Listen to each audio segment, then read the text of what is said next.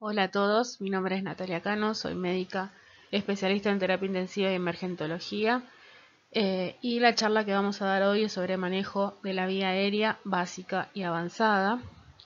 Antes que nada, agradecer por la invitación de los directores del curso para darles esta charla a todos ustedes.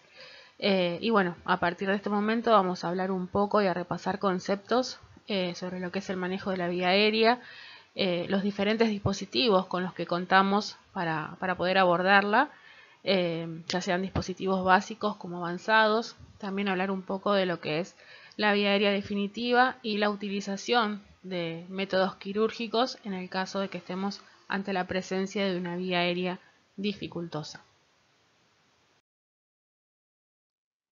Básicamente cuando hablamos de lo que es el manejo de la vía aérea, ya sea básico o avanzado, hacemos referencia a dos grandes cursos que todo emergentólogo debe tener realizado, como son el ACLS y el ATLS, en donde fundamentalmente a la hora de hacer un manejo de lo que es la vía aérea, nos basamos en los principios de estos dos grandes cursos o estas dos grandes entidades, ya sea para lo que es la atención inicial del paciente politraumatizado, como en lo que es en la atención inicial de un paciente que se encuentra con un paro cardiorrespiratorio.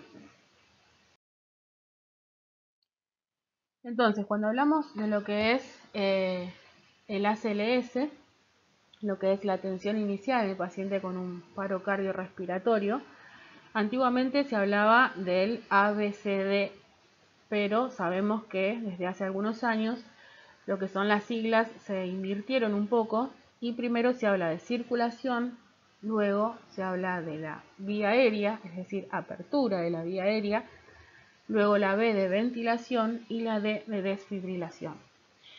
Entonces, ¿qué quiero aclararles con esto? Es que siempre que nos encontremos ante un paciente que esté con paro cardiorrespiratorio, lo primero que tenemos que hacer es comenzar a masajear. Luego vemos el tema de la vía aérea, la ventilación y en el caso de ser necesario, si hay que desfibrilar o no. Cuando hacemos referencia a lo que es el ATLS, que es la atención inicial del paciente politraumatizado, en este caso se siguen manteniendo las siglas, ¿no? De A, B, C, D y E. Hablamos de A, la vía aérea, con control de la columna cervical. Recuerden que todo paciente politraumatizado, y más aún si tiene un traumatismo de cráneo grave, tiene lesión de la columna cervical hasta que se demuestre lo contrario. Cuando hablamos de la B hacemos referencia a la respiración, a la C en la circulación con control de las hemorragias en el caso de que estén presentes, D de déficit neurológico y E de exposición con control de la temperatura corporal. Este último no es un dato menor, ya que sabemos que la hipotermia forma parte de la tríada mortal, como lo es la acidosis, la coagulopatía y la hipotermia.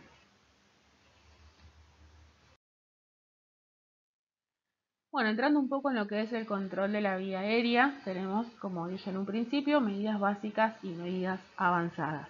Vamos a empezar hablando de las medidas básicas. Podemos tener cuatro situaciones en particular. Paciente consciente que ventila, un paciente consciente pero que ventila con dificultad, un paciente inconsciente pero que ventila y otro inconsciente que no ventila. ¿Sí? Estos son los cuatro escenarios que podemos tener presentes a la hora de atender un paciente. Entonces, paciente consciente que ventila, tenemos que tener en cuenta las técnicas de aportes de oxígeno suplementarios. En ellas empezamos a hablar de las cánulas de bajo flujo, como son las cánulas nasal o conocidas también como bigoteras. Estas aportan una FiO2 que puede ir del 24 al 44%. Es importante saber que a pesar de que uno dé mayor cantidad de litros de oxígeno por minuto, una cánula nasal nunca nos va a aportar más de 44% de fracción inspirada de oxígeno. Luego tenemos las máscaras de Campbell, ¿no? Donde tenemos un dispositivo en donde podemos ir viendo qué aporte de FiO2 le vamos dando al paciente, y si no, los otros dispositivos que de acuerdo al color, o si ven también de acuerdo al color, vamos teniendo qué aporte de FiO2 le vamos a estar dando a nuestro paciente. En este caso vemos que, por ejemplo, en esta de color verde, ¿no?, tenemos un aporte de oxígeno de un 35%. También volvemos a la premisa de la diapositiva anterior. Por más que yo le dé más litros, siempre este dispositivo me va a aportar un 35% de FiO2, mientras que este otro de color rosado me va a dar un aporte de una FiO2 del 40%.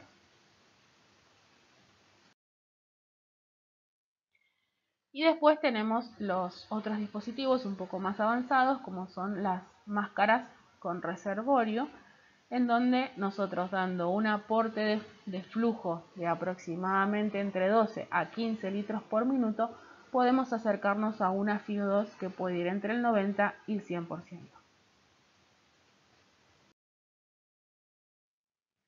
Ahora nos vamos al otro escenario, que es el paciente consciente y que ventila con dificultad. En este caso, si respira con dificultad, hay que tratar de identificar a qué nivel se encuentra esa dificultad o a qué nivel se encuentra esa obstrucción que me está provocando esta dificultad respiratoria. Puede ser una dificultad respiratoria alta o una dificultad respiratoria baja. Es decir, hablamos de dificultad respiratoria alta en todo lo que es la vía aérea alta, ¿no? Lo que puede ser faringe, orofaringe, tráquea. Y cuando hablamos de una dificultad respiratoria baja, hacemos referencia ya a lo que es la parte pulmonar. Hablando un poco de lo que es la dificultad respiratoria alta, como causas pueden ser secreciones bronquiales o gástricas, objetos extraños o bien un estridor laringio. Y clínicamente va a haber signos de obstrucción que puede ser completa o incompleta. Y dependiendo de este grado de obstrucción, también va a depender el tratamiento de la misma. En esta imagen vemos una placa, una radiografía, que se trata de una mujer de 86 años que consulta por dolor y sensación de cuerpo extraño luego de tomar su medicación habitual. Se le pide una placa y observen bien a ver qué es lo que pueden llegar a ver en esta placa.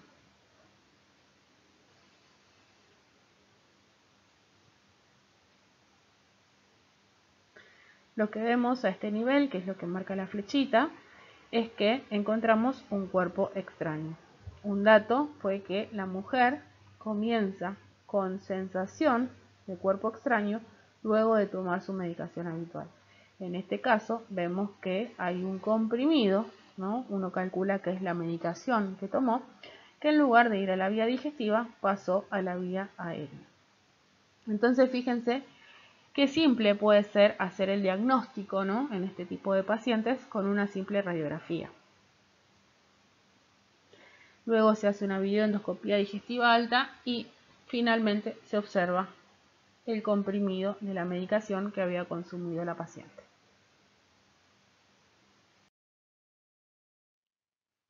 Cuando hablamos de obstrucciones completas, ya la clínica del paciente va variando, ya el escenario es diferente y ya estamos hablando de un paciente que es inminente la parada respiratoria o el paro cardiorrespiratorio. En este caso hablamos de desasosiego repentino, es un paciente que no emite ruidos respiratorios y el paro respiratorio, como dije recién, o el nivel de inconsciencia mejor dicho, son inminentes. En este caso tenemos que tener en cuenta las maniobras de desobstrucción, como son la maniobra de Heimlich y la elevación de la mandíbula, lengua y también la maniobra del barrido a través del dedo índice y el dedo medio. La maniobra de Heimlich, que todos la debemos conocer, es una maniobra fácil de realizar que se realiza cuando uno sospecha que hay una obstrucción a nivel de la vía aérea alta, ¿sí? Se colocan, como vemos en la imagen, los dos brazos, uno se coloca por detrás del paciente, se colocan los dos manos uno por encima de la otra y se trata de hacer presión hacia adentro y hacia arriba, tratando de desobstruir la vía aérea. En el caso de paciente obeso o embarazada, las manos se colocan una encima de la otra a nivel del apéndice cifoides sobre el abdomen.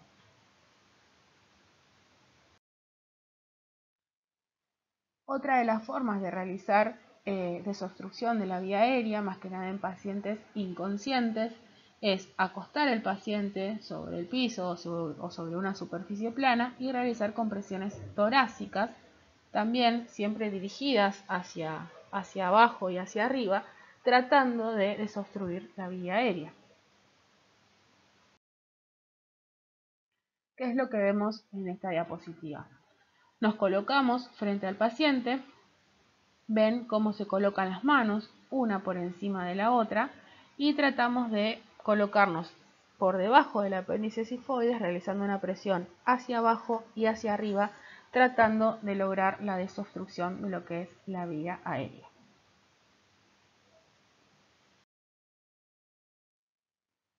Otra de las maniobras, que la nombramos inicialmente, es hacer hiperextensión de la cabeza, y tratar de realizar la maniobra la maniobra de barrido o la maniobra del gancho con el dedo índice y el dedo medio, tratando de desobstruir lo que es la vía aérea superior.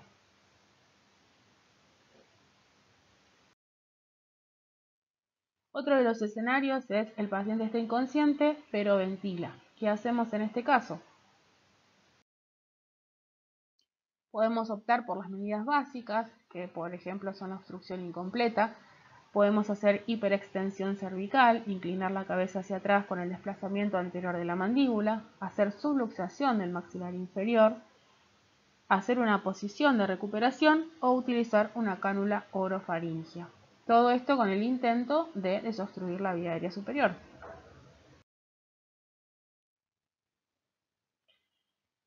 Este es el mecanismo de obstrucción más frecuente, que es la caída de la lengua.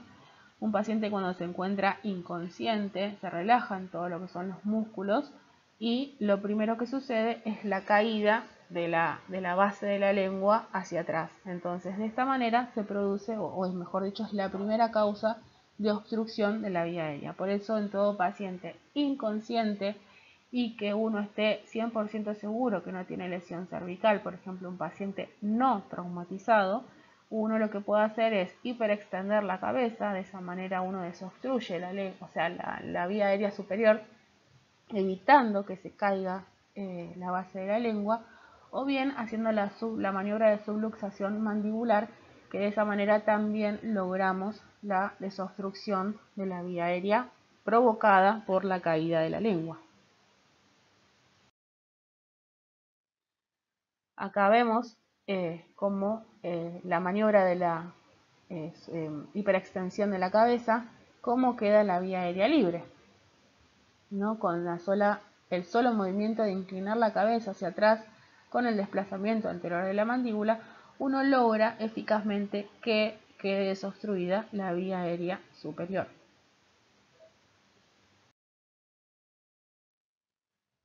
En el caso de que estemos ante la presencia de un paciente traumatizado y que tengamos alta sospecha de que tenga lesión a nivel de la columna cervical, no podemos hacer hiperextensión de la cabeza, pero sí podemos hacer la maniobra de subluxación del maxilar inferior.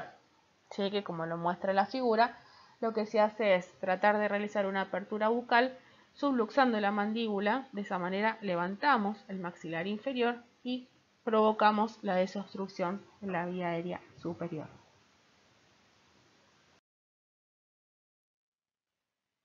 Acá vemos nuevamente dos imágenes. Un paciente con trauma, dijimos que vamos a hacer la maniobra de la subluxación de la mandíbula. Está contraindicada la hiperextensión, cosa que sí podemos hacer en un paciente que está inconsciente y que no tuvo trauma. En ese caso podemos hacer hiperextensión de la cabeza con el simple objetivo de provocar la desobstrucción de la vía aérea superior.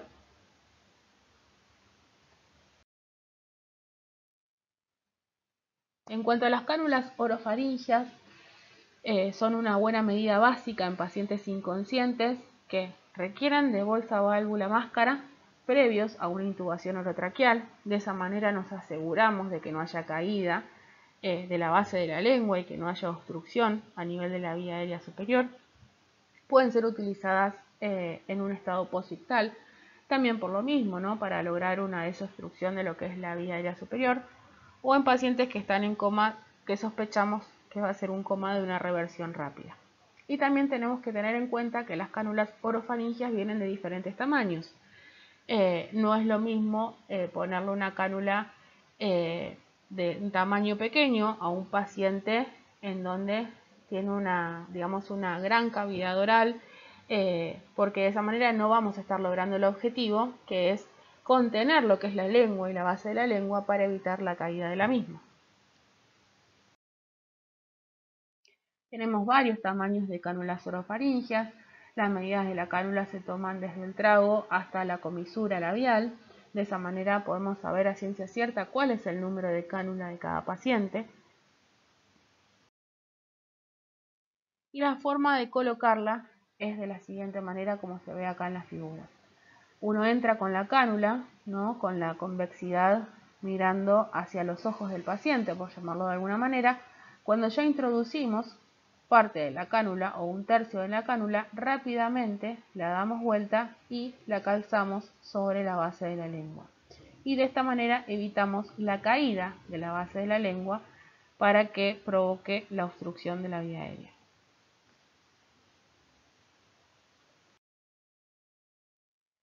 ¿Cuáles son las complicaciones de la utilización de las cánulas orofaringias? En el caso de que utilicemos una cánula que sea muy larga, podemos provocar aún más obstrucción de la vía aérea por presión sobre la epiglotis. Si no se coloca bien, podemos empujar la lengua hacia atrás y provocar mayor grado de obstrucción. Y si la usamos en pacientes que se encuentran conscientes o semiconscientes, podemos provocarle reflejo nauseoso, vómitos, espasmos laringeos y por ende broncoaspiración y complicar aún más el pronóstico del paciente. En cuanto a la vía aérea orofaringia mal posicionada, lo vemos acá en este dibujo, no es lo que estábamos hablando un poco recién en la diapositiva anterior. Vemos que una mala colocación de una cánula orofaringia podemos provocar desde lesiones en lo que es la lengua, mayor grado de obstrucción de la vía aérea superior y, como dije recién, en pacientes que se encuentran conscientes o semi-inconscientes, provocar el reflejo nauseoso y provocar broncoaspiración.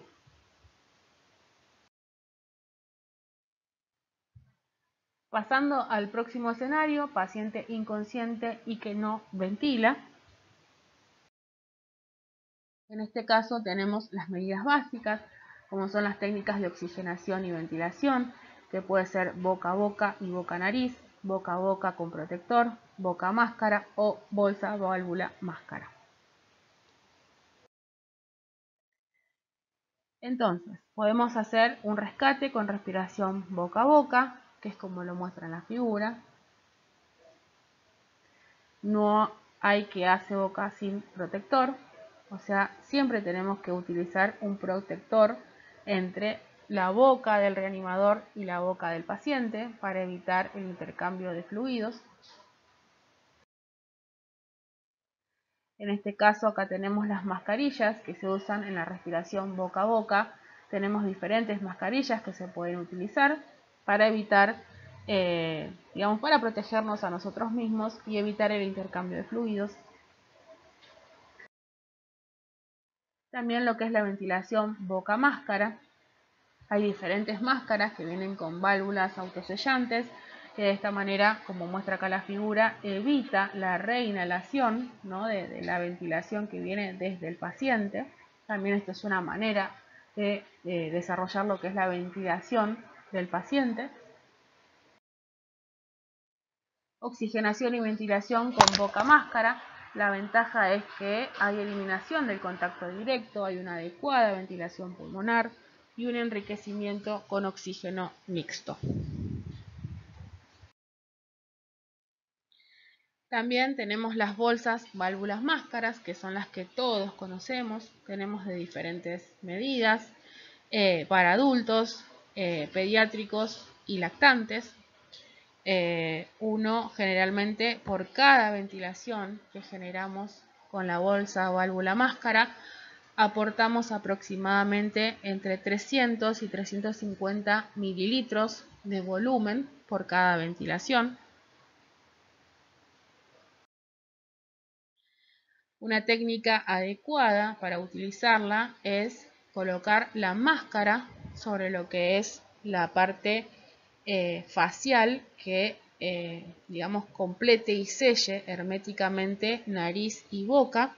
Como vemos en la figura, cuando hay un solo operador se puede hacer con la maniobra de la C entre el dedo pulgar y el dedo índice, y los otros 3 dedos tratando de traccionar el maxilar inferior y haciendo la subluxación de la mandíbula, y con la mano derecha empezar a bolsear para aportarle volumen a este paciente que se encuentra inconsciente y que no está ventilando espontáneamente. Esta es otra foto en donde vemos un reanimador, en donde vemos que está realizando la maniobra de la C con el dedo pulgar y el dedo índice, los otros 3 dedos tratando de realizar la maniobra de subluxación de la mandíbula, o bien en el caso de que sean pacientes no traumatizados, se puede realizar la maniobra de hiperextensión de la cabeza, y con la otra mano se realizan las ventilaciones.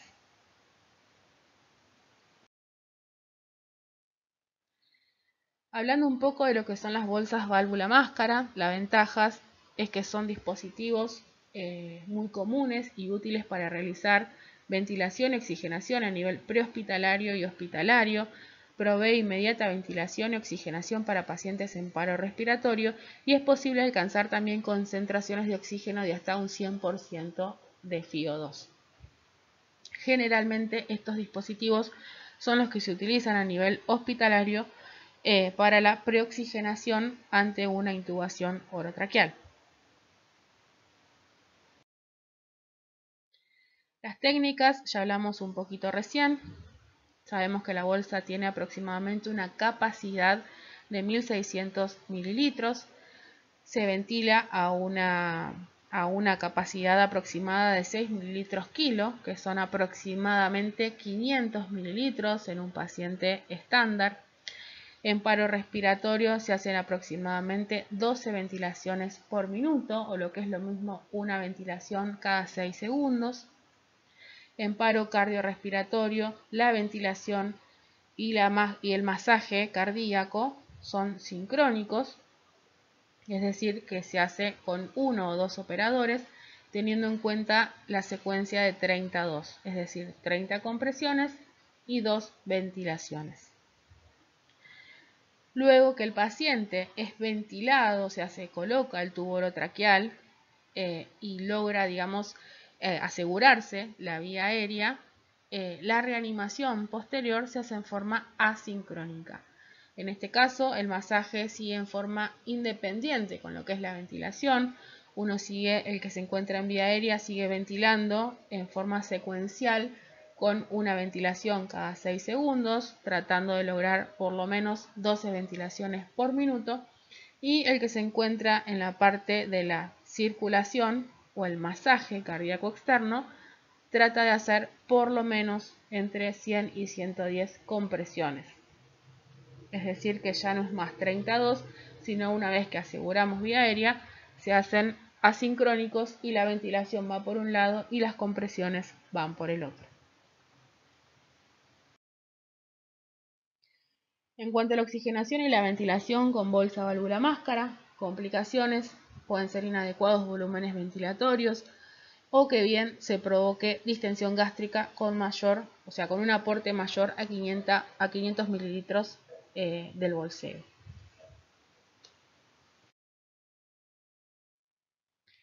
Ventilación con máscara, ¿qué puede pasar? Que haya una incidencia y los desenlaces de ventilación sean malos. En este caso hay una incidencia muy baja que va del 0.08 hasta el 5%, y que la ventilación sea imposible de realizar aún es más baja, va con una incidencia de 0.07 a 0.16%. Está relacionada básicamente con una intubación difícil, que aumenta 2 veces más el riesgo de una ventilación dificultosa, una ventilación inadecuada, que puede provocar lesión por hipoxia, presión ocular, nariz o labios, o también lesiones nerviosas. Pero algo básico a recordar de esta diapositiva es que la ventilación dificultosa con máscara, la incidencia es muy baja.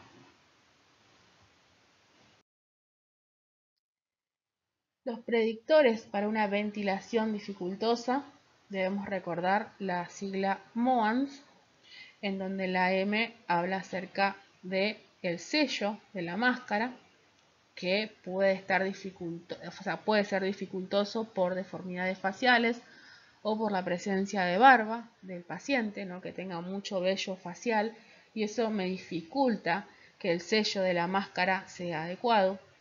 La O de obesidad o de obstrucción de la vía aérea superior. La A corresponde a la edad. Se sabe a través de diferentes estudios que pacientes mayores de 50 años son más difíciles de ventilar. La N de pacientes que no tienen dientes, es decir, que son edéntulos, también son difíciles de ventilar.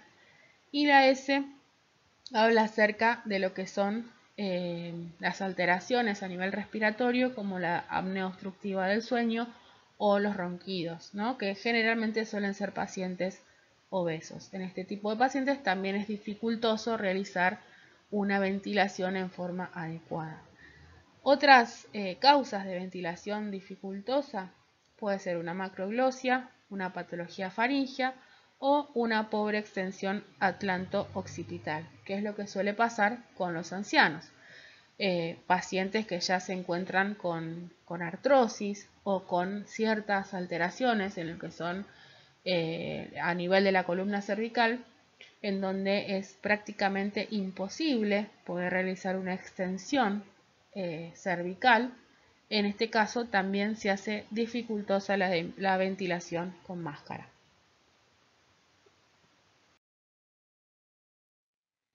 Entonces, cuando hablamos de ventilación dificultosa, tenemos que tener al menos dos factores para predecirla. Y si tenemos al menos dos factores, que son los que hablamos en la diapositiva anterior, hablamos de una ventilación dificultosa con una sensibilidad del 72% y una especificidad del 73%.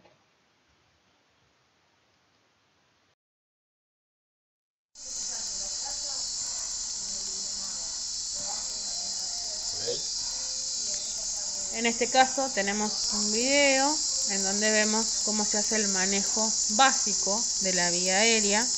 Vemos una paciente que se encuentra inconsciente, en donde en este caso la ventilación se está llevando a cabo por dos operadores. Vemos que hay un operador que es el que realiza el bolseo.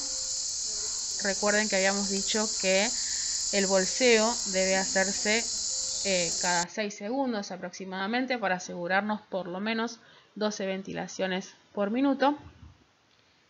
Y otro operador que es el que se va a encargar de lo que es la hiperextensión de la cabeza y poder sellar en forma hermética la máscara con la cavidad facial del paciente.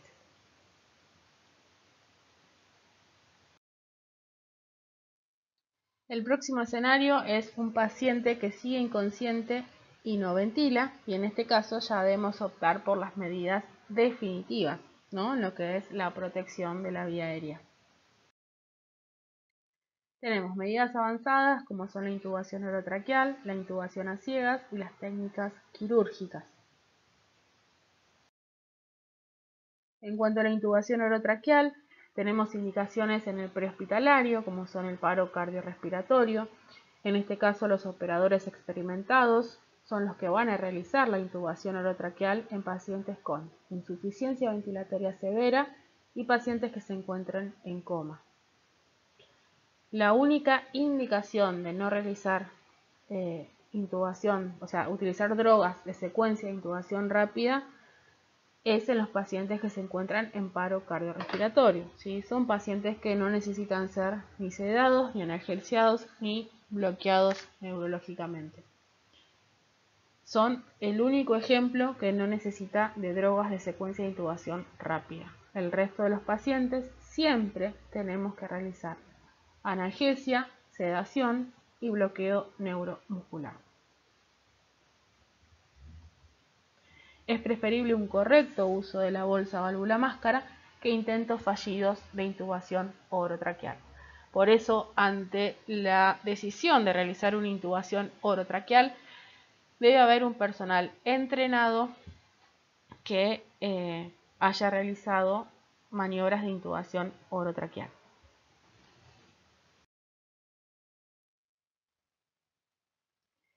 En esta diapositiva lo que vemos es la epiglotis, vemos las aritenoides y vemos las cuerdas vocales. Y esta es la misma vía aérea luego de varios intentos fallidos de intubación orotraqueal. O sea que en un personal que no está experimentado o bien en una vía aérea dificultosa, lo que vamos a provocar es esto, ¿no? Mayor lesión de lo que es la epiglotis.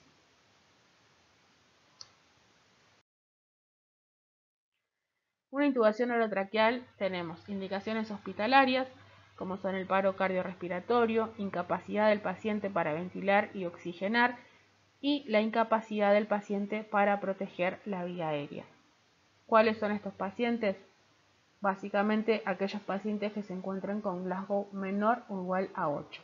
Estos pacientes se sabe que no son capaces de proteger la vía aérea. Por eso hay que realizar una protección de lo que es la vía aérea con una intubación orotraqueal.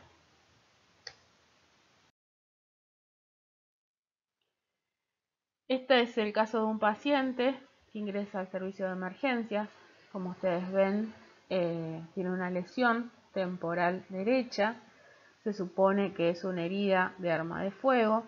También lo que vemos, ¿no?, en el examen físico o en el aspecto general, que tiene hematoma bipalpebral bilateral. Entonces uno puede suponer que tiene lesión de base de cráneo. Se realiza una neuroimagen en donde se evidencia que hay una lesión de lo que es una herida de arma de fuego, con un orificio de entrada y un orificio de salida, y con toda una lesión en lo que es el parénquima cerebral o el encéfalo, que es lo que provoca el estado neurológico, ¿no? Que tenga un Glasgow menor o igual a 8, y por ende este paciente tiene que ser intubado, o mejor dicho, tiene que tener la vía aérea protegida previamente a la realización de la tomografía del cerebro.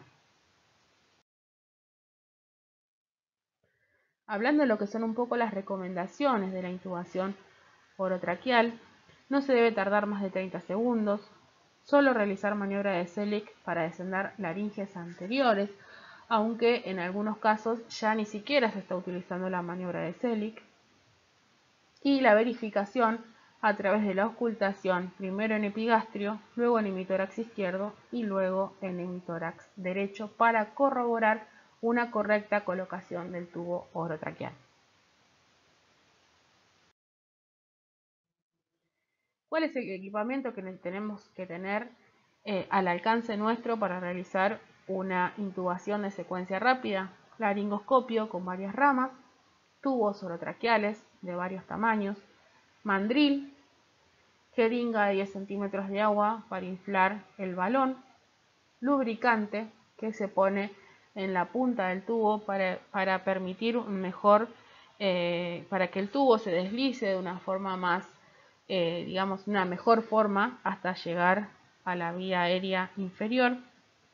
Aspiración es fundamental porque cuando hacemos la laringoscopía directa no sabemos con qué nos vamos a encontrar. Podemos encontrarnos con un paciente que tenga una vía aérea llena de secreciones, o bien un paciente que tiene una hemoptisis masiva, que la vía aérea está llena de sangre, no vemos bien lo que es la glotis, entonces siempre tenemos que tener la aspiración a mano. Y el estetoscopio para, una vez realizada la intubación orotraqueal, poder verificar la correcta colocación del mismo.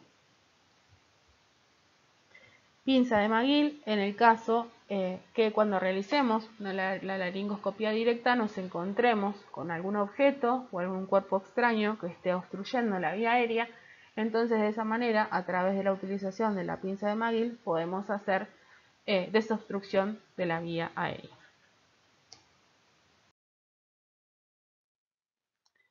Cuando hablamos de lo que es el laringoscopio, tenemos diferentes ramas. Las ramas de Macintosh y las ramas de Miller.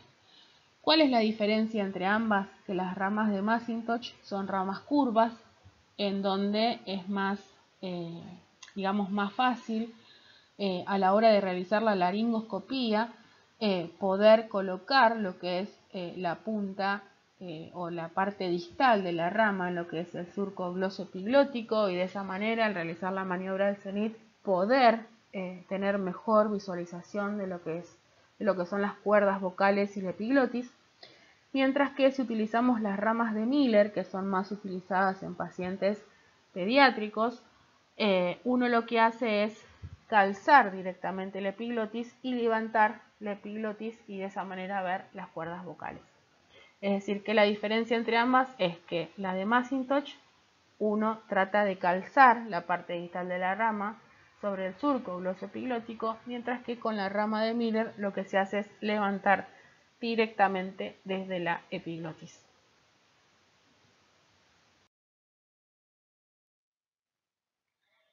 Bueno, en esta diapositiva es un poco todos los objetos o los dispositivos que utilizamos para la intubación orotraqueal.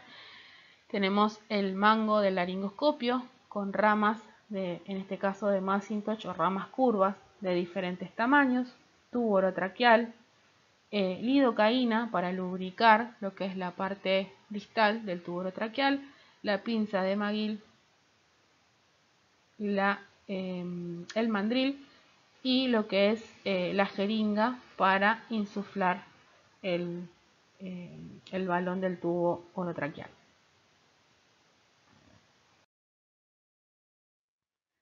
Esta diapositiva es un poco para repasar lo que es la anatomía de la vía aérea.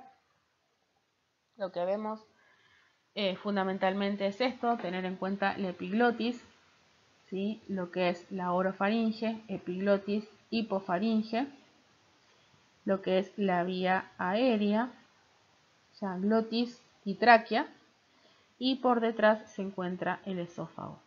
Entonces, lo que nosotros vamos a buscar realizando la laringoscopía directa es calzar la rama de Macintosh acá en el surco glosoepiglótico, y realizando siempre dirección hacia el cenit, digamos hacia arriba y hacia adelante, logramos lo que es la apertura de la vía aérea o de la glotis, y de esa manera podemos visualizar la glotis con las correspondientes cuerdas vocales.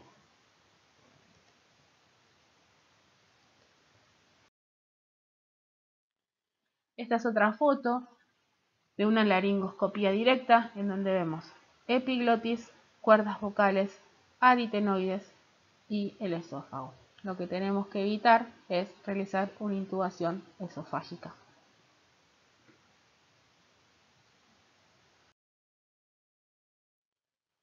Otra de las técnicas para realizar una intubación orotraqueal es la alineación de los ejes de la vía aérea superior, en donde tratamos de alinear los ejes faringeo, traqueal y oral, ¿no? En este caso, como es a través de la hiperextensión de la cabeza, quedan los tres ejes alineados.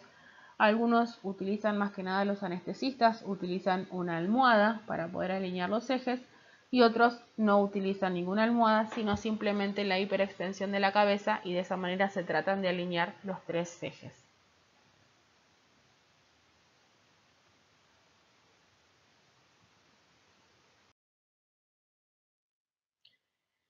Bueno, esto es un poco para distendernos hay diferentes clases de operadores que realizan intubaciones orotraqueales.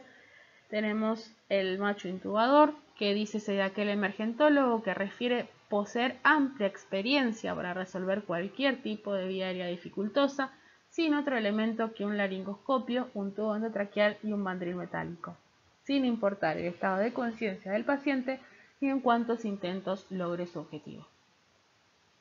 El emergentólogo pilatos es aquel que ante la menor duda le difiere el problema al anestesista o a su compañero de guardia. El emergentólogo capacitado y equipado, que es quien acepta que la vía aérea dificultosa es un problema que puede resolver por su entrenamiento y sus conocimientos adquiridos y cuenta con los elementos alternativos necesarios si esto sucediera. Y el emergentólogo capacitado, que cuenta con los conocimientos pero no con el arsenal terapéutico y los elementos alternativos. Estos son los 4 operadores que pueden presentarse ante la situación de tener que estabilizar una vía aérea. Obviamente que todos queremos estar en este, ¿no? En el emergentólogo capacitado y equipado, es decir, saber intubar y estar preparados ante la presencia de una vía aérea dificultosa y estar equipados por si esta situación se presenta.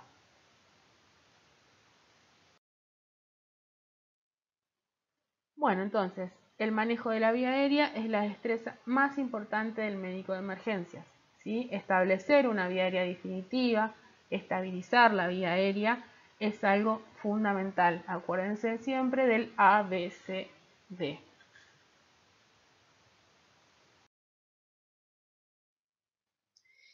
En esta diapositiva lo que vemos es un poco más acerca de lo que es la técnica de la laringoscopía directa, en donde a través de la introducción del laringoscopio con una rama curva o rama de Macintosh, lo que buscamos es el pilar derecho del paciente, el pilar digamos de la amígdala derecha.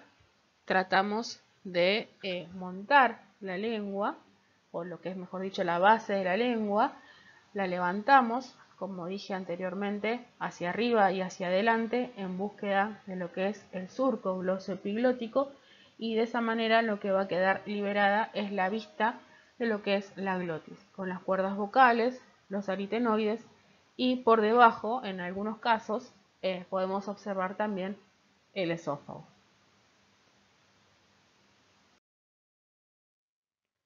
Acá vemos un poco más de lo que sería la vista de lo que es la vía aérea.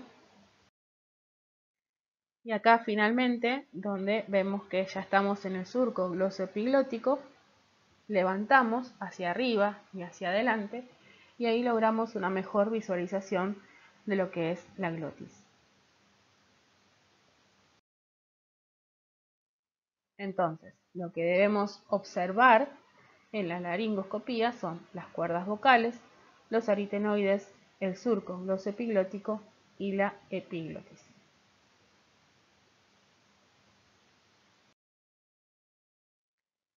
En cuanto a la presión cricotiroidea, solo se utiliza para bajar laringes que están muy anteriores. De esa manera, uno baja lo que es una laringe anterior y tiene una mejor visualización de lo que es la glotis.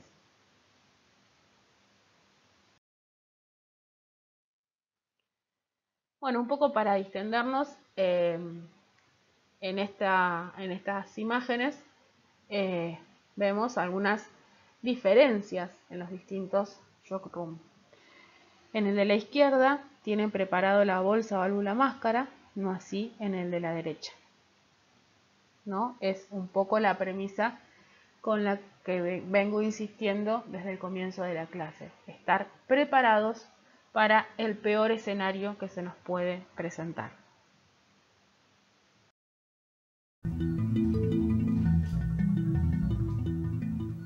El procedimiento se inicia con la canalización de una vena periférica para la administración de los medicamentos necesarios. Monitorear. Oximetría de pulso. Electrocardiograma continuo en la derivación D2. Y presión arterial automática. es recomendable contar con capnografía. Idealmente se debe tener una mesa o cama que permita cambiar la posición del paciente, subirlo, bajarlo o colocarlo en posición de Fowler o de Trendelenburg. La altura de la mesa se debe ajustar de modo que la cara del paciente quede al nivel del apéndice sifoides de la persona que va a realizar la intubación. El paciente se debe ubicar en posición de olfateo, que se obtiene colocando la cabeza sobre una almohada de 8 a 10 centímetros de altura para extender la cabeza con el fin de alinear los ejes oral, faríngeo y laríngeo, de modo que el paso del tubo, desde los labios hasta la apertura glótica, sea casi en línea recta. Cuando la cabeza está en posición neutra, los ejes oral y faríngeo forman un ángulo de 90 grados. Durante la laringoscopia normal, la extensión de la articulación atlanto-occipital lo convierte en 125 grados. Y al hacer una leve extensión del cuello, los tres ejes se alinean. El primer paso del manejo de la vía aérea es oxigenar con máscara facial. Durante todo el procedimiento se debe administrar oxígeno. La fracción inspirada de oxígeno recomendada es de 1, con un flujo de 3 a 15 litros por minuto. Esta preoxigenación permite mantener las presiones arteriales de oxígeno para asegurar un tiempo de apnea de 2 a 5 minutos mientras se ejecuta la intubación. Una vez preoxigenado, se suministran las drogas para llevar al paciente a la inconsciencia. Se utilizan un hipnótico, un analgésico y un relajante muscular. Revisar el correcto ajuste del mango, la hoja del laringoscopio, verificar que la fuente de luz del laringoscopio esté funcionando. Los elementos necesarios deben estar al alcance de la mano. Desplazar la mandíbula hacia adelante y abrir la boca del paciente con la mano derecha. Sostener el mango del laringoscopio con la mano izquierda. Introducir la hoja del laringoscopio en la boca con el mango dirigido hacia la derecha del paciente y la hoja en la comisura derecha. Avanzar por el lado derecho hasta visualizar la amígdala derecha. Cuando la punta de la hoja está en la hipofaringe, cambiar la dirección del mango hacia adelante para rechazar la lengua hacia la izquierda. Ninguna porción de la lengua debe quedar dentro del campo visual de la persona que intuba. Es decir, la lengua debe quedar completamente desplazada hacia la izquierda por la rama vertical de la hoja del laringoscopio. Avanzar la hoja del laringoscopio hacia la base de la lengua. Esta maniobra expone la epiglotis, que no se debe perder de vista. Avanzarla hasta alcanzar el punto más profundo de la vallécula o surco glosoepiglótico. Llevar el laringoscopio hacia arriba y hacia los pies del paciente, sin cambiar la dirección del mango y sin ejercer palanca sobre los dientes para evitar fracturas. En ningún momento realizar movimientos de puño. El movimiento que se debe realizar es el desplazamiento del antebrazo y el brazo en dirección oblicua hacia arriba. Se observan las cuerdas vocales. Ocasionalmente se requiere de un asistente para presionar la tráquea contra la columna vertebral para mejorar la visión directa de la laringe. Tomar el tubo endotraqueal con la mano derecha, manteniendo la concavidad del tubo hacia el lado derecho de la boca, en posición horizontal, para evitar que obstruya la visión de las cuerdas vocales. Observar la entrada del tubo a la laringe y el paso a través de las cuerdas vocales hasta cuando el manguito neumotaponador haya sobrepasado la glotis. Una vez colocado el tubo, se conecta al circuito y se empieza a insuflar los pulmones. Los dos hemitórax deben moverse simétricamente. Sujetar firmemente con la mano izquierda el tubo sobre la comisura labial para impedir que se desplace hacia adentro o hacia afuera. El tubo no se debe soltar hasta cuando esté correctamente fijado. La mano derecha es usada para ventilar al paciente. Si el tubo continúa avanzando, puede ocasionar una intubación selectiva del bronquio derecho, produciendo atelectasia o colapso del pulmón izquierdo. Posteriormente, se ausculta el epigastrio. Si existen ruidos al insuflar, se sospecha una intubación esofágica. Luego se ausculta el ápice pulmonar derecho, el ápice pulmonar izquierdo, la base pulmonar derecha y la izquierda para descartar una intubación selectiva. El murmullo vesicular se debe escuchar simétricamente en ambos campos pulmonares. Inflar el manguito neumotaponador con 10 mililitros de aire para evitar escape de gas. El escape de este es audible. El médico fija el tubo a la cara del paciente con cinta de esparadrapo o con un hiladillo para impedir su movilidad o desplazamiento. También se puede verificar que el tubo se encuentra en la vía aérea al observar la curva de capnografía. Enseguida se procede a ventilar el paciente. Puede ser de manera manual o utilizando un ventilador mecánico.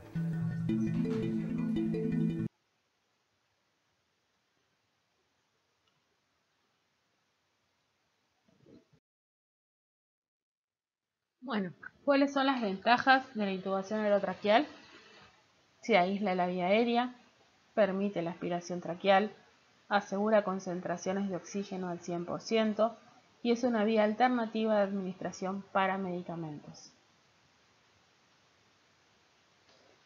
La única medicación que puede ser administrada hasta el momento por vía inhalatoria a través de un tubo orotraqueal es la adrenalina, pero generalmente no llegamos hasta esta instancia. Esta también es una imagen en donde se hace una intubación orotraqueal.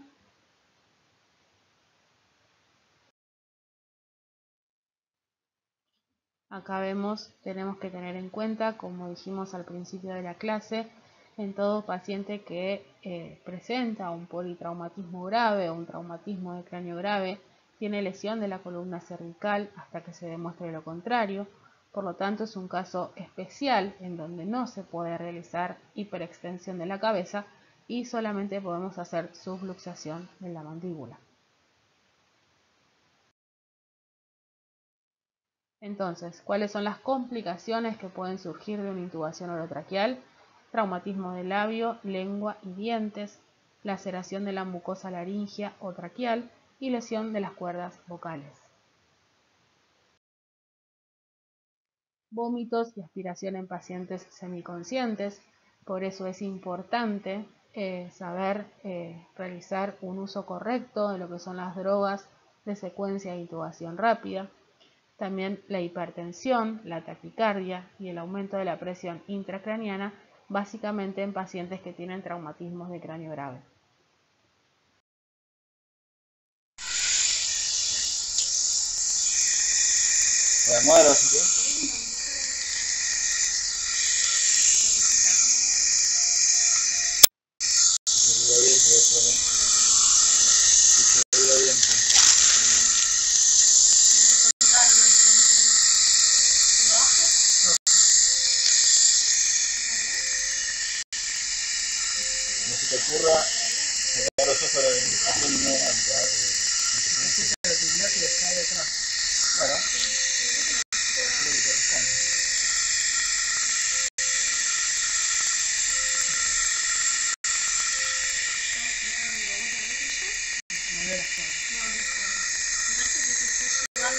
Solito un poquito.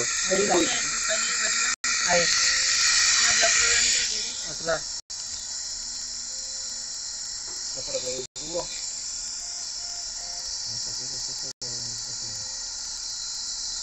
Ahí se ve la pila, se ve arriba. Anterior. Sacaste la vista de la endoscopía, de la que matar.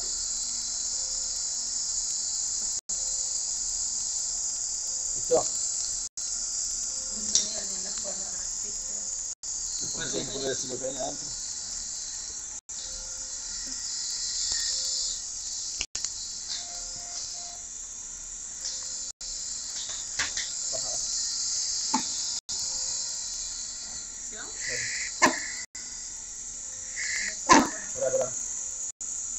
Dale.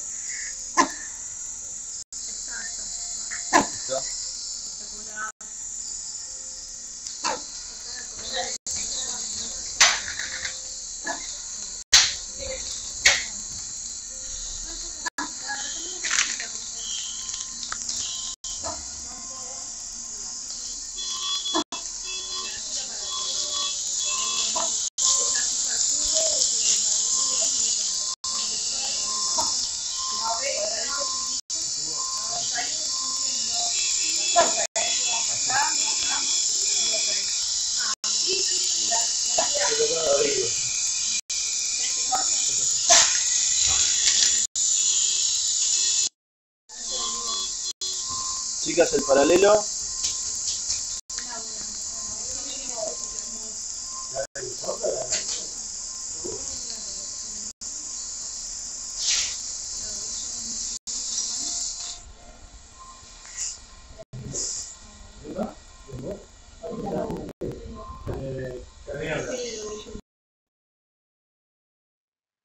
Bueno, y ahora vamos a hablar un poco de lo que son los métodos de confirmación de una intubación orotraqueal adecuada.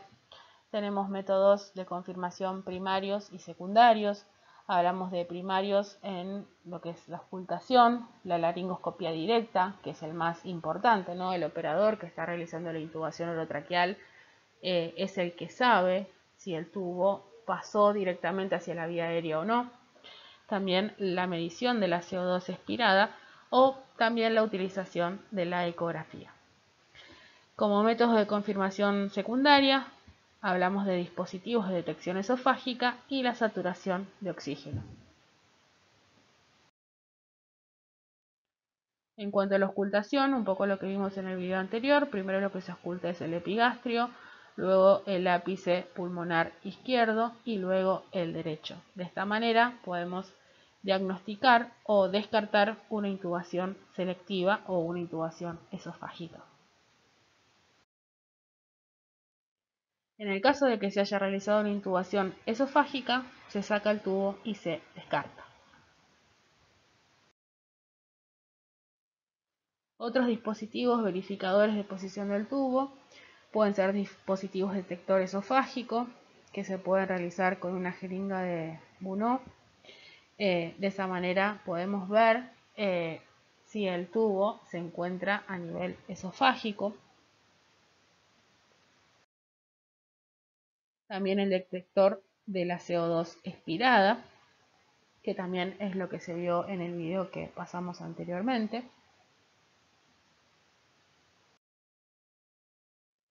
También lo que es la saturación de oxígeno. Y bueno, acá en esta diapositiva lo que vemos un poco es el valor de cada uno de los dispositivos que se utilizan para detectar una intubación no realizada adecuadamente.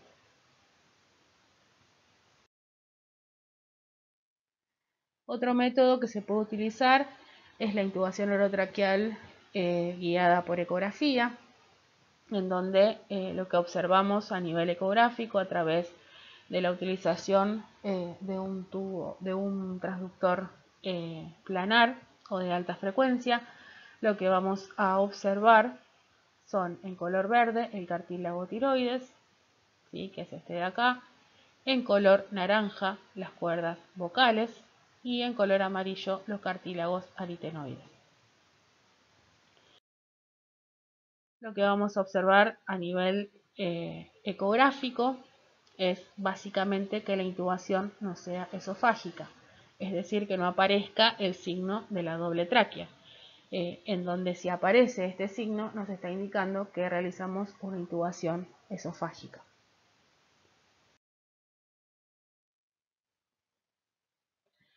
Este es un video de confirmación de la intubación endotraqueal donde vemos la imagen de la doble tráquea. Fíjense que acá tenemos el esófago.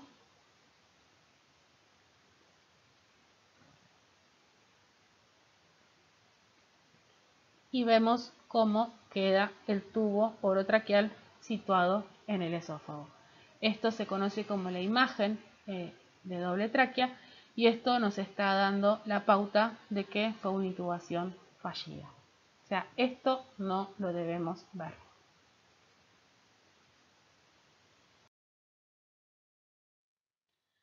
Bueno, otras técnicas de obtención de la vía aérea, más que nada para realizar intubación a ciegas, en el caso de que sea una vía aérea dificultosa o que uno ya tenga, digamos, parámetros de que se trata de una vía aérea dificultosa, ya pasamos a otro tipo de técnicas. Entre ellos contamos con el combitube, el tubo laringio, la máscara laringea, la intubación por transiluminación y el fast track. Ahora vamos a hablar de cada uno de ellos. En cuanto al combitube, es un tubo que tiene un doble CAF, uno que va a nivel de lo que sería el esófago en el caso de que sea una intubación esofágica, y el otro que va a nivel de la orofaringe. Lo que se hace es inflar los dos CAF, el distal y el proximal, y de esta manera queda solamente permeable lo que es la vía aérea. La máscara laringia también es un dispositivo que se utiliza en el caso de intubaciones dificultosas, o bien en caso de intubaciones de corta duración, es decir, donde uno sabe que va a tener que estabilizar o tener una vía aérea definitiva por un periodo de tiempo corto, o bien, como dije anteriormente, en casos en donde ya se trata de una intubación dificultosa. Entonces uno coloca una máscara laringia hasta que viene un operador entrenado y realiza una intubación orotraqueal. El Fast Track también es como una máscara laringia intubadora, en donde a través de lo que es este dispositivo se puede pasar un tubo, que es un tubo totalmente flexible, que se llama un tubo de Brown, en donde podemos hacer una intubación a través de lo que es esta máscara laringia. Tubo laringio con o sin canal de aspiración, también es un dispositivo muy parecido al Convitube.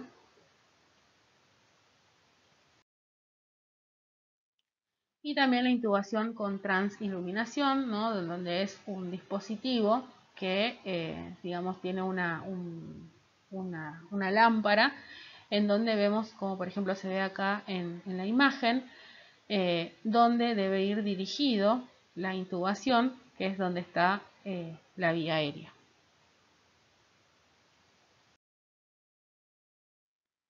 Y ya finalizando son las vías aéreas quirúrgicas. Ya en el último de los casos contamos con la punción cricotiroidea. Repasando un poco lo que es la anatomía, tenemos el cartílago tiroides, la membrana por debajo, cricotiroidea, que se encuentra entre el cartílago tiroides y el cartílago cricoides, y por debajo todos los anillos traqueales. Entonces, lo que nosotros hacemos es, a través de la técnica de Seldinger, se realiza un catéter translaringio 45 grados hacia caudal, ¿sí? Introduciendo la jeringa, y por la técnica de Seldinger se progresa lo que es el teflón, ¿no? Y se retira la aguja que se utiliza como guía.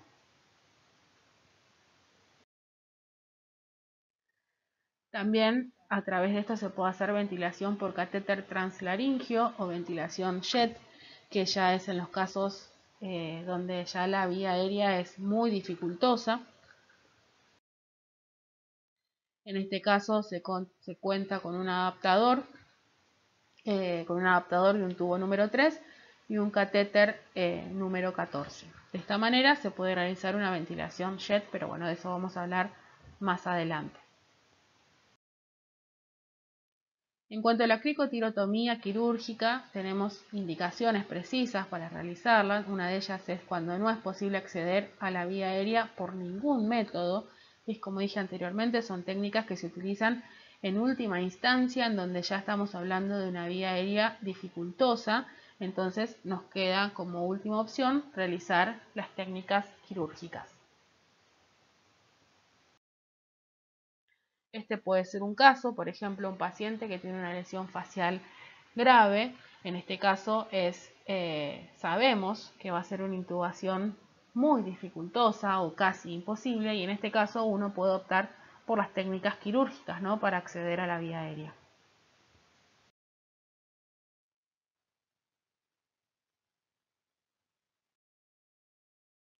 En cuanto a la cricotirotomía, se hace una incisión a través de la membrana,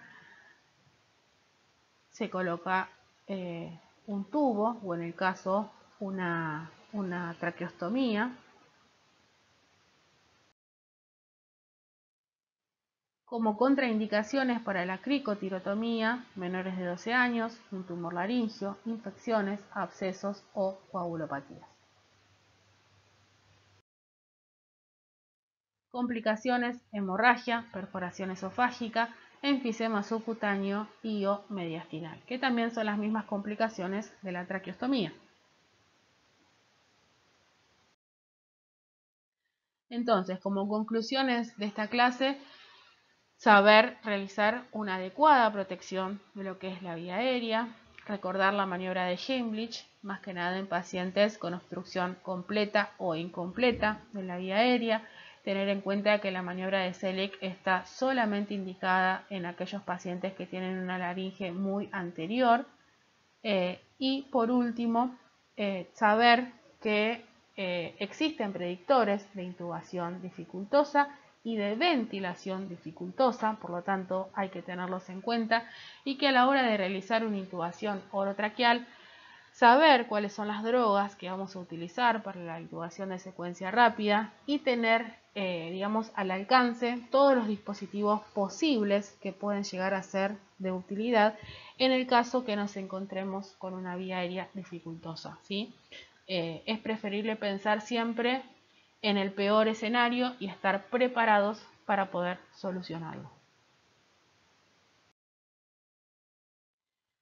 Un poco lo que decía recién, tener todo el equipamiento al alcance nuestro, saber también y reconocer en qué momento podemos necesitar de las intubaciones a ciegas o las técnicas quirúrgicas, ¿sí? Que volvemos nuevamente a lo que es la definición de una intubación dificultosa.